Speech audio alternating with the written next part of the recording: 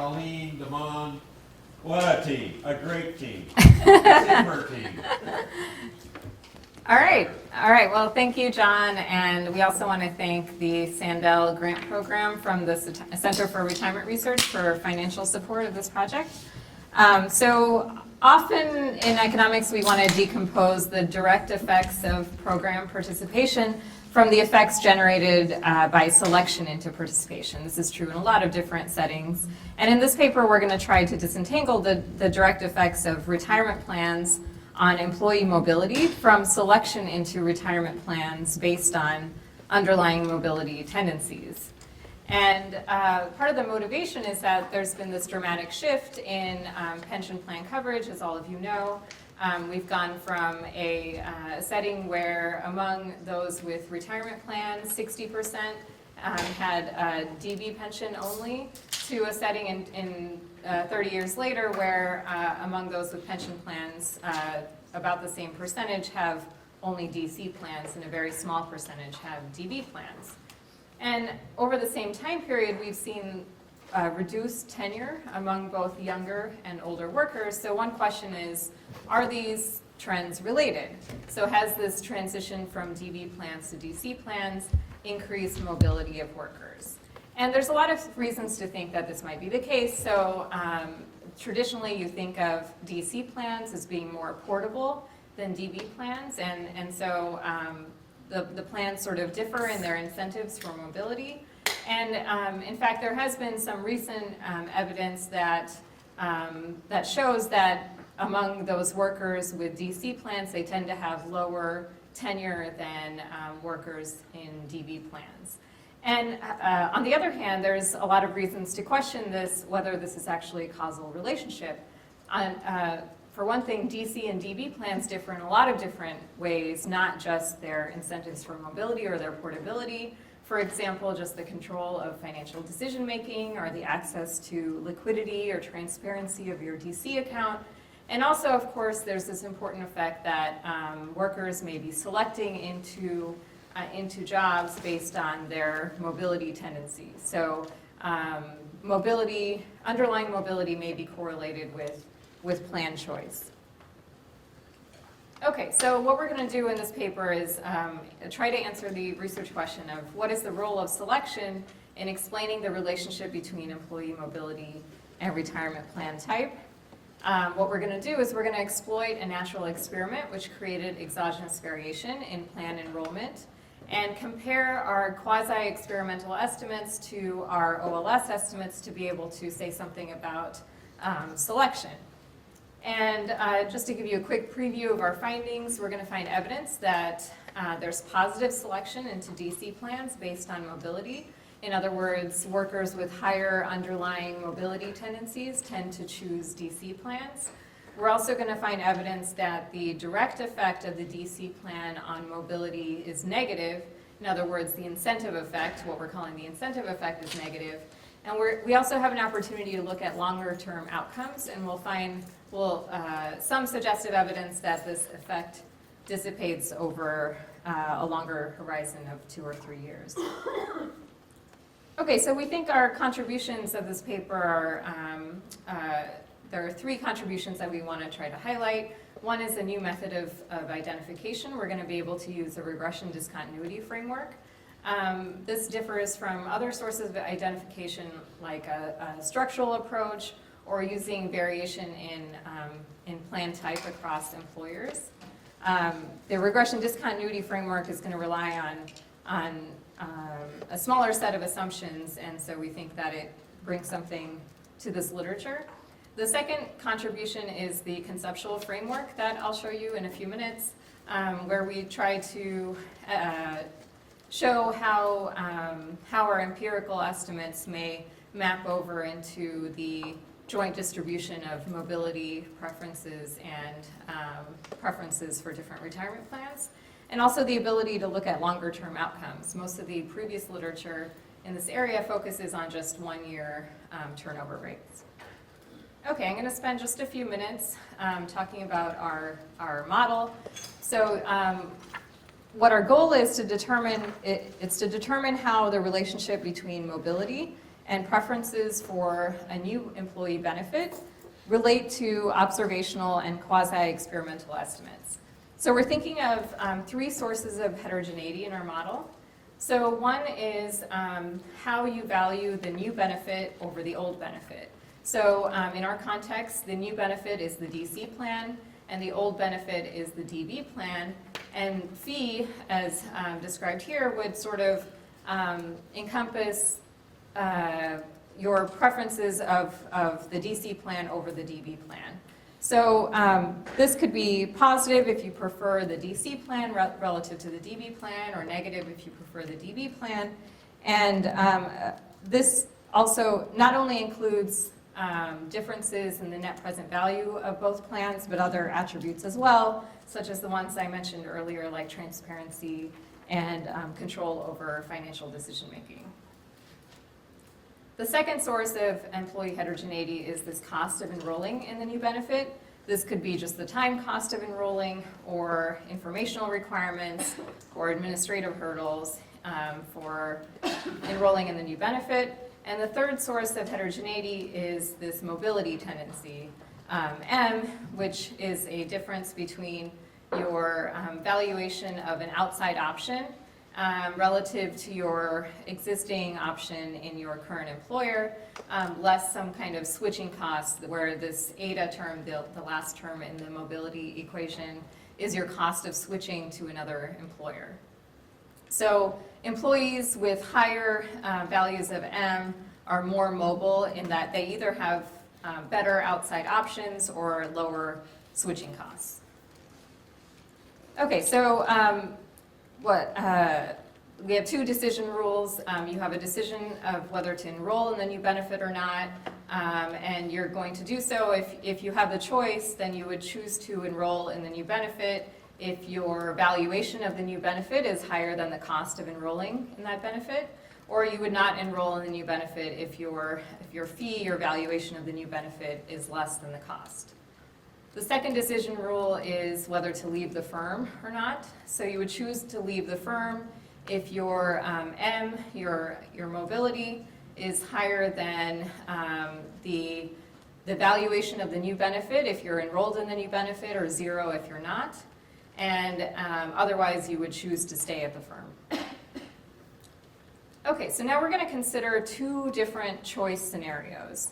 So, and then I'll come back to what these 2 different choice scenarios will tell us about the relationship between these sources of heterogeneity. So in one case, what we call the endogenous case, employees are self-selecting into the new benefit. So let's define this term, beta endogenous, as the difference in your expected probabilities of leaving the firm if you're enrolled in the benefit versus if you're not enrolled in the benefit, under the regime of workers can choose which benefit to enroll in. Okay? So now let's consider 2 different things. One is the incentive effect, or the direct effect of the plan on your mobility. And the second is your selection effect, or the underlying differences in mobility across those who enroll and those who don't enroll. So your incentive effect so in those who enroll have higher levels of fee than their cost of switching. And so those who are now enrolled have lower mobility than those not enrolled, all else equal. They're now happier to be at the current firm because they value this benefit more. And those who value the benefit less, they never enrolled in the first place, so their mobility is unchanged. The selection effect is simply given by the difference in your probabilities of switching firms, given for those who choose to enroll relative to those who don't choose to enroll. And this is unconstrained in our model. This could be either positive, negative, or it could be 0. Under the second choice scenario, which we call the exogenous case, think of this case as where employees are forced to enroll in the new benefit. Okay, so similarly as before, where I had beta endogenous, I'm going to define beta exogenous as the difference in exit rates among those who are enrolled in the new benefit relative to those who are not enrolled in the new benefit. The incentive effect is now going to vary across employees. So you'll see lower mobility among those who would have chosen to enroll in the new benefit, and higher mobility if they don't value the DC plan or the new benefit as highly as the original benefit. Since we're forcing people to enroll in the new benefit, then our plan enrollment is independent of someone's underlying mobility. In other words, we're shutting down the selection effect by looking at this exogenous case. The net change in leave probabilities is going to depend on the number of employees that are now induced to stay at the firm. So those who would have left if they were in the original benefit but now are not going to leave because they're enrolled in the new benefit, relative to those who are now induced to leave the firm because they're forced into the new benefit. Okay, so if I compare beta endogenous to beta exogenous under a case where there's no selection effect, I'm going to see that beta endogenous is less than beta exogenous. Why? Those who self-select into the new benefit have relatively higher values for the new benefit and therefore experience larger reductions in leave probabilities due to the incentive effect. If I have a negative selection effect, this is only going to reinforce the negative incentive effect that I have and make beta endogenous even lower than beta exogenous. And finally, if I have a positive selection effect, this is going to counteract the negative incentive effect, and therefore the relationship could go in either direction. It could either just mitigate the incentive effect, or it could change the sign or change the relationship between beta endogenous and beta exogenous. So another way to say this is if I see beta endogenous greater than or equal to beta exogenous, the only way that that can occur is if there's positive selection. Okay, so when we do our empirical analysis, essentially what we're going to do to test for positive selection is we're going to test whether beta endogenous is greater than or equal to beta exogenous. Okay, so let me move on to our data and our setting and show you some results. So our context is employees at a large research university that underwent a plan transition from a DB plan to a DC plan in September 2002. They were offered a one-time choice to switch into the DC plan if they chose. And the interesting thing about this choice was that the default, or what occurred if you didn't make any active choice, differed depending on how old you were. So in particular, those who were under age 45 were defaulted to switch to the DC plan, and those who were over 45 were defaulted to remain in the DB plan. So in terms of plan features, the DB plan has a 5-year vesting period and is somewhat different from traditional DB plans in that there's no backloading of accrual.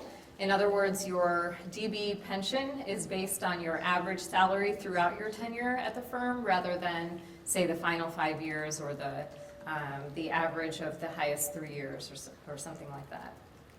The DC plan has a 1-year vesting and a fairly generous employer contribution. And in previous work, Colleen and I have shown that under reasonable assumptions of risk aversion and other parameters, that the values of the DB plan and the DC plan are very similar, particularly around this age 45 window. Which is going to be relevant for our analysis. So the data we have from this firm is administrative records that are matched to enrollment information into the different pension plans. We have data from 1999 to 2005, and we restrict our sample to a 5-year window around age 45 in 2002. So those employees age 42 and a half to age 47 and a half. And we're going to also augment our data of the employees in 2002 with data prior to the transition. So similar employees or the same employees in 1999 to 2001. And I'll explain more how we're going to use those in a second.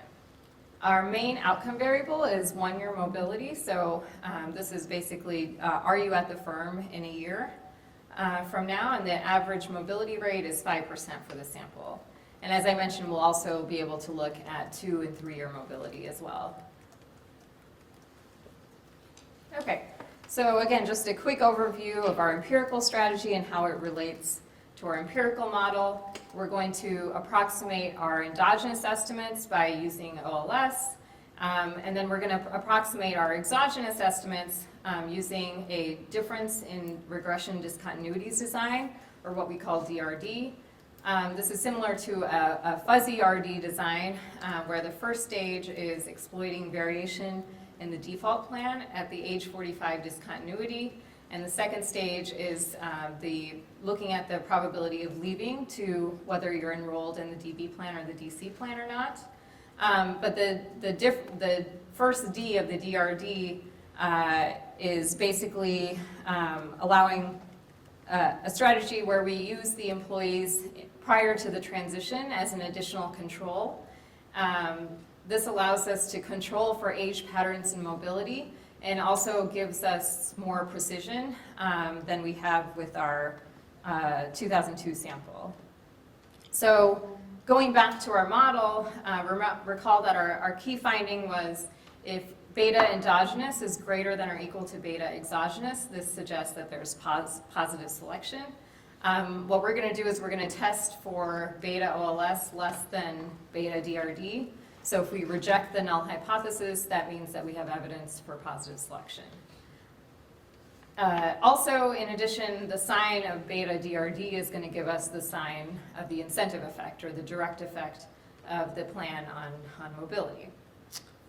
Okay, so let me show you some results. First of all, this is the first stage graph, where this shows you enrollment in the DC plan in 1-year age bins for ages 30 to 60, and you can see clear evidence of a discontinuity at age 45 when the default plan changed for different employees. We also validate this RD approach by testing whether there are any other discontinuous changes in other covariates. So, for example, the percent female or the tenure at the firm. The bottom left graph is average hours per week, and the bottom right is average annual salary. And we don't find any evidence for discontinuities in any of these other controls. We also look at the age distribution to make sure that there are no discontinuities in the density of age. Given that age is something that's pretty hard to manipulate, so it's not surprising that we don't find any discontinuities in this density. Okay, so what this graph shows is 1-year mobility rates for ages 30 to 60 in 2002. And what you can see is we also show the polynomials on either side of the age 45 discontinuity, which show some suggestive evidence that there is a discontinuous change in 1-year mobility rates at the age 45 threshold, but the 1-year mobility rates are quite noisy, and particularly if you look right around the age 45 window, it's easy to see that our power is very limited by the data that we have available.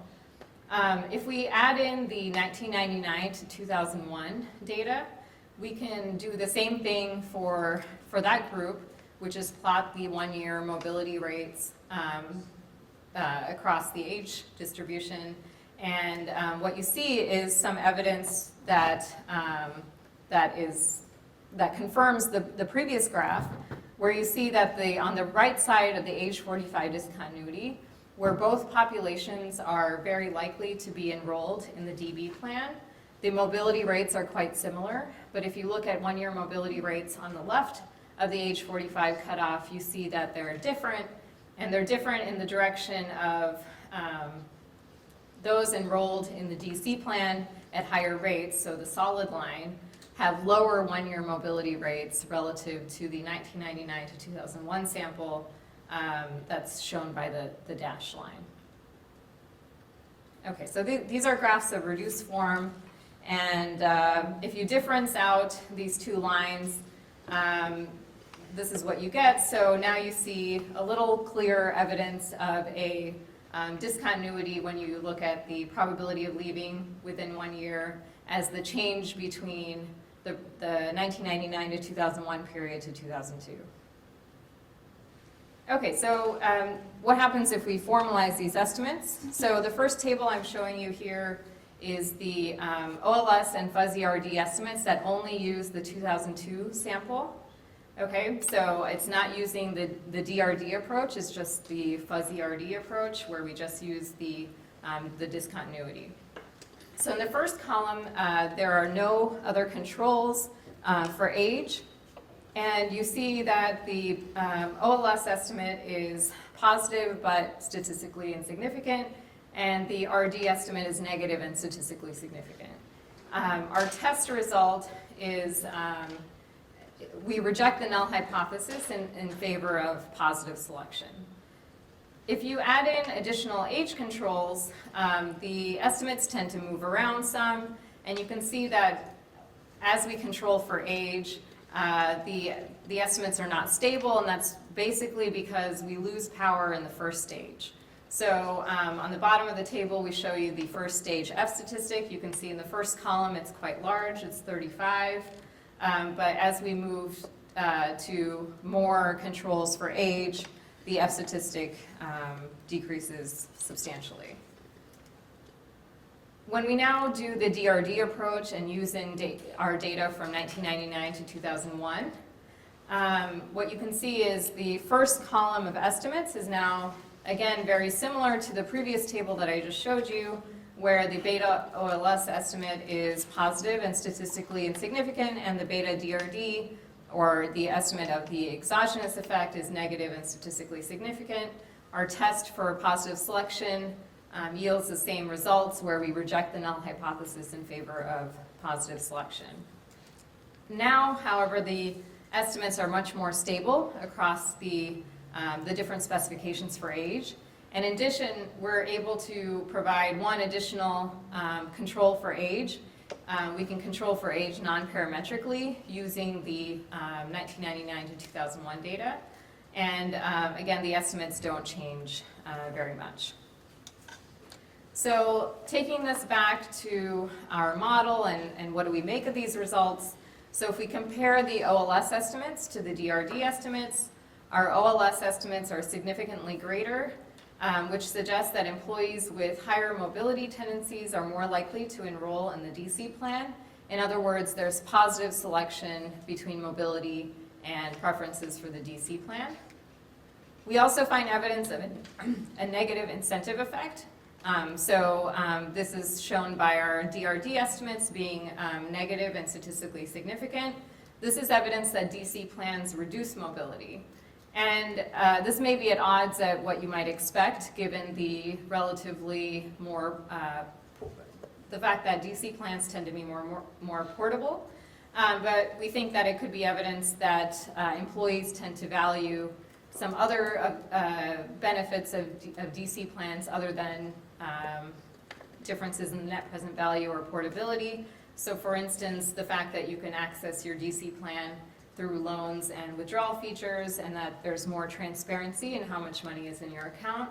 This is also consistent with evidence from Maria and others that show that individuals place low value on DB benefits relative to a lump sum, which is a theme that we've heard at other times in this conference as well.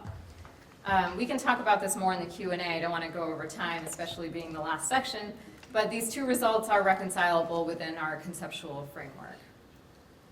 We do some other tests in the paper, which I don't have time to talk about in detail, but let me just describe them quickly. We do some placebo tests where we assume that the discontinuity occurred at age 42 and a half or 47 and a half, and we don't find any evidence of a first stage at either of these placebo ages. So there's basically there's no effects here, as there shouldn't be. We also do an analysis of whether there's any discontinuity at age 45 in any of the years prior to the policy change, and as well as the group together, and we don't find any evidence of a discontinuous change in mobility at age 45 prior to 2002.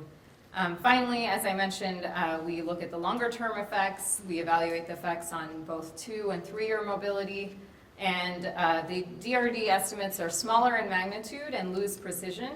And what this suggests is that some of this reduction in mobility may be temporary, that once you get 3 years out, that the mobility rates between the two groups are quite similar. Okay, so I'll just quickly conclude. We find evidence of positive selection, and our incentive effect is negative. We think that some of these results also highlight the multidimensional differences between DB and DC plans. So.